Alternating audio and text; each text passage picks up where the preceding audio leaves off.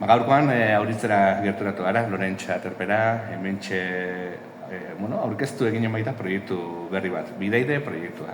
Maider Otegi Iriartek aurrera eraman duen proiektu berri bat, mendigida bezala, jarriko da, eta pixkat horren inguruan solastera etorri gara berarekin, aprobetxatuz aurkezpena, eta hementxe dugu gurekin, Maider, egunon, zer moduz?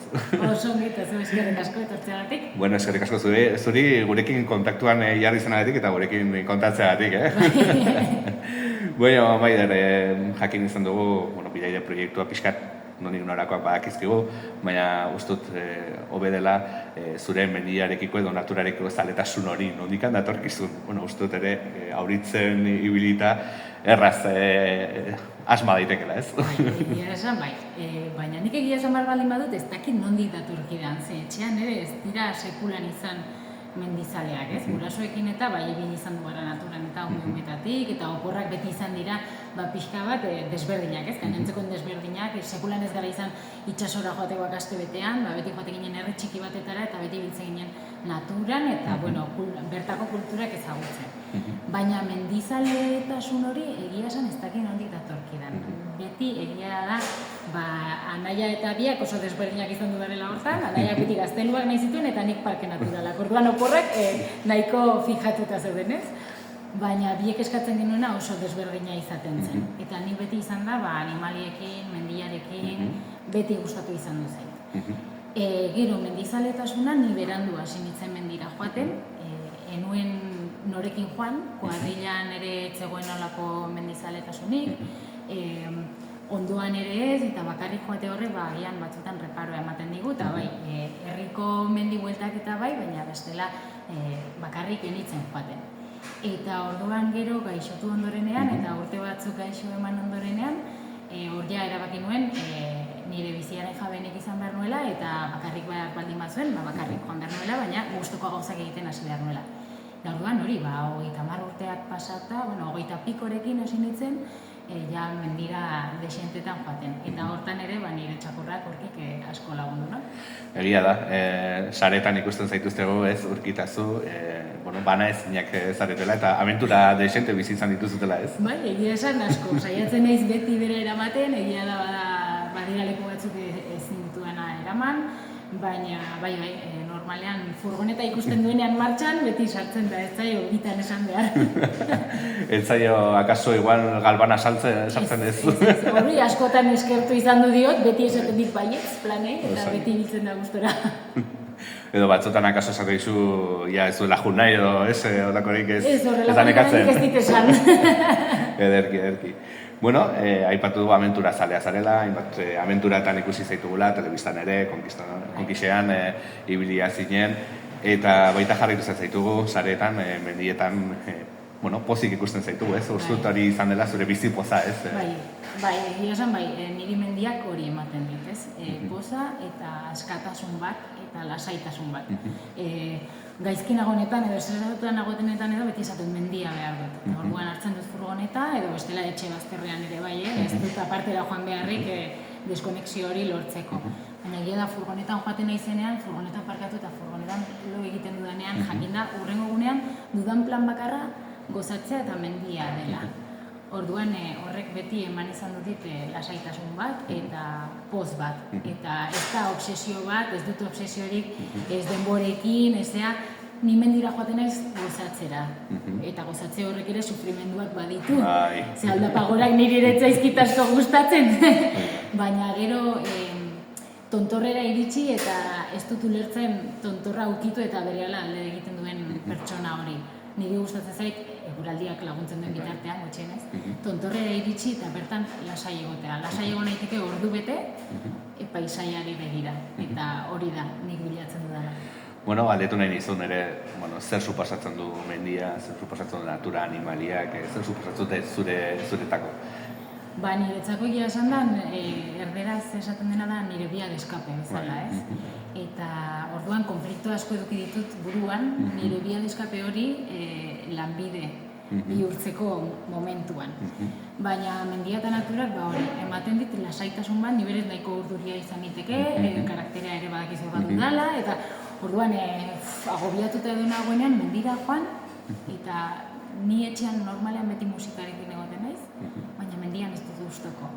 Mendian gustatzen zait mendiko hotsak entzutea. Eta orduan hor sentitzen naiz libre eta gustatzen zait bakarrik joatea, baina lagunekin ere joatea asko gozatzen dut. Bueno, aipatu duzu, mendiaz eta naturaz gozatzea gustoko duzula. Orain gainera azken aldi honetan bilakatzen aria mendia, ez zu aipatu duzuna, ez tontorra jo eta segituan jaitsi, akaso bizi gara erritmo bizian eta akaso ez zu planteatzen duzun hori da beste gauza bat, ez beste era bat. Akaso. Bai, nik uste dut bizi garela, erderaz galdera tipikoak izaten dira ¿cuánto has tardado? ¿Qué desnivel? Y a qué ritmo, ez? Izaten da, ez? Nik uste dut neurria, dena neurtzeko era horretan sartu garela eta ahaztu zaigula gozatzea.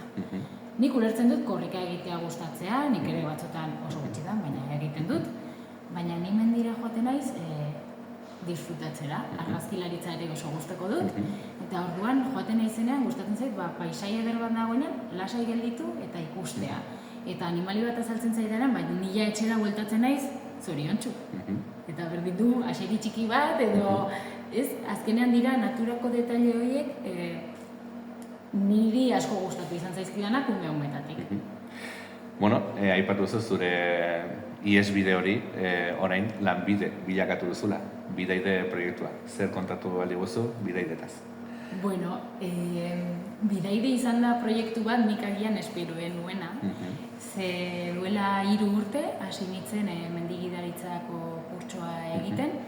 Ze azkenean, mendira askotan joaten naiz bakarrik eta formakuntza bat nahi nuen, baina niretzako. Orduan kurtso solteak egin beharrean pentsatu nuen, hobea izango zela, kurtso ofizial bat egin, titulua atera eta hor edukitzea, baina batez ere niretzako nahi nuen. Iritsi zen lehenengo mailako praktikak egiteko momentua eta azkenean ordu asko dira, sartu beharrekoak, baina hainbat ekintzatan sartu daitezke. Bat da, zure menditaldearekin, arakoan, ateraldiak pixka bat antolatzen lagundu eta horrek ere praktika bezala kontatzen du. Baina nik nuen hori nahi, ordu asko ziren eta nahi nuen ordu horietatik nik ere etekin bat ateratzea. Eta momentu horretan, gurutzatu zen nire bedean Josu Vazquez, eta hau da Gasteizko mendigidari bat, Senderos Accesibles da bere enpresa, eta honek egiten du lan pertsona guztiekin. Eta guztiekin da ezintasun desberdinak dituzten pertsonak barne. Orduan, ni joan nintzen berak ematen zuen kurtso bat egitera, barra direkzionala eta Joel eta Urkiaren manejoaren ariora. Eta nabaritu nuen konexio bat berarekin, pentsatzeko moduan, izateko moduan, mendia ikusteko moduan oso antzekoa ginelako. Eta esan nuen, maile etxale morro, eta joan nintzen beraren gana, eta esan nion, nola ikasten ari nintzen, eta ea berarekin praktikak egiterik edukiko nuen. Eta baiezkoa esan zidan, orduan eman ditut 2 urte, ze 2. mailakoak ere argi nuen berarekin egingo nituela, eman ditut 2 urte Gasteizera asko joaten, eta asko ikasten. Eta batez ere erakutsi berak asko, baina erakutsi date pila bat bere bizarrek. Eta ja lehenengo urtean ikusi nuen pertsona hauek ahaztuta egoten direla normalean horrelako sektoretan, behar asko dituztela, eta gu bezalako borondres edo gidalirik gabe ezin dutela ekintzarik egin.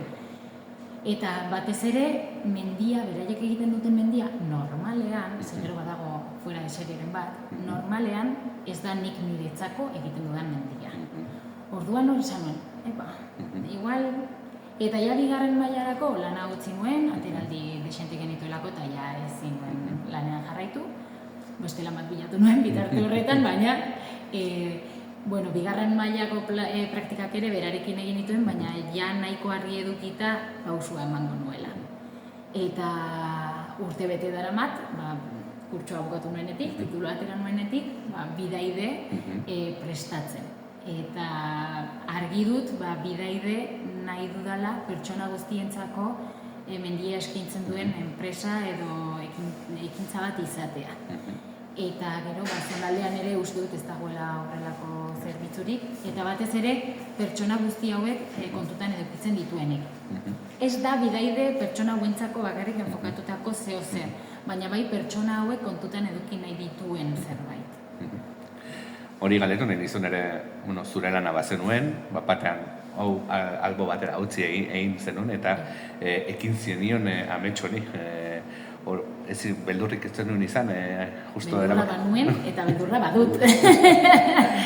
Ausarta izan behar da gaur egun, ez? Baina nik uste dena datorrela gaixotasun horren ariora. Hor nik ikusi nuen bizia bakarra dela, guk egin behar dugula nahi duguna, inork ez digula emango, eta argi dago bizi honetan ere zeozer lortu nahi baldin bada lan egin nahi dela. Orduan, beldurra noski, gainera ni naiz pertsona bat nahiko kuadrikulatua dena, 1000 buelta ematen dizkiona guztiari, dena nahiko lotuta edukitzea gustatzen zaiona, orduan hau dena da niretzako dena dantzan ezin dut kontrolatu dena.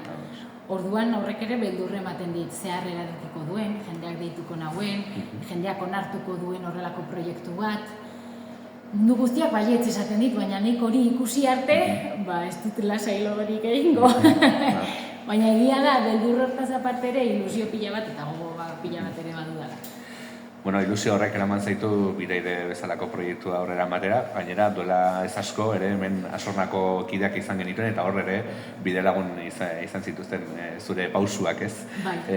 Esperientzia hori suposatut berretsi egin zuela zure apostu honengan, ez? Bai, gainera oso egun berezia izan duzen, zen sekulan enitzen aritua Sorrekin.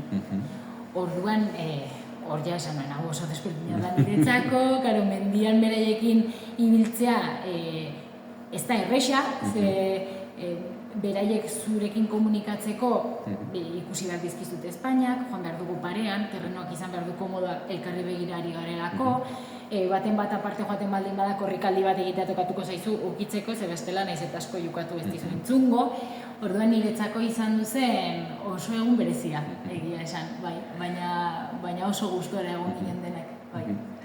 Horta dator, Bidaide proiektua, pixkat azaldu iguzu zen nolako zerbitzuak emanen dituzun, non ere kokatuta izanen den, edo pixkat zer zonaldetan aurre ikusia duzun mendi bidalanak egitea, mundu osoan ere zabalduko dezaren, ezakit? Bidaide sortua da Oritzen, bere sedea Oritzen du, eta zonaldea hor da nire zonaldea azkenean, eta hemen eman nahi dut zerbitzu hori, aparte lehen esan dudalarengatik, uste dudalako ere zerbitzu hori hemen falta dela zonaldean. Egia da, ama beteluarra dut, nik nire etxea ere betelun dut, eta han aralar guztia dut. Orduan, han ere zerbitzua emango da, baina esken zerbitzua emango da jendeak eskatzen didan lekuan.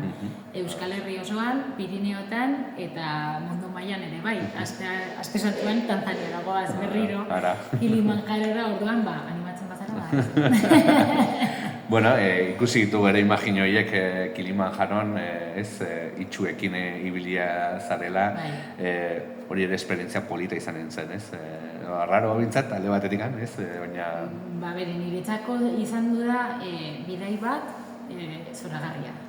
Ze azteko izan da nire mendirik altuena, Afrikako mendirik altuena, bide batez, asko maite nituen pertsonekin, ze ezagutzen nuen talde osoa, Josu Herriro lagun, ze Josuri asko eskertu behar diot, eta berak esaten zen, bukatu dira praktikak eta orain badakizure bidea hartuko duzula, eta esatea, nire bidea zurekin doa, azkenan elkarran asko egiteko jaioak garela uste dut, eta orduan, berari asko eskertu behar diot.